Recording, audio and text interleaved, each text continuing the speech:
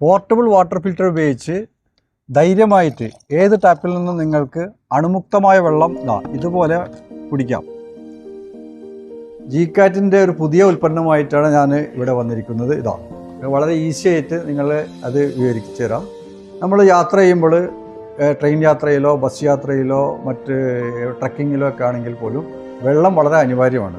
ആ വെള്ളത്തിന് വേണ്ടി നമ്മൾ എവിടെയും പോകേണ്ട ആവശ്യമില്ല. ഈ ബോട്ടിൽ മാത്രം കയ്യിലുണ്ടായാൽ മതി.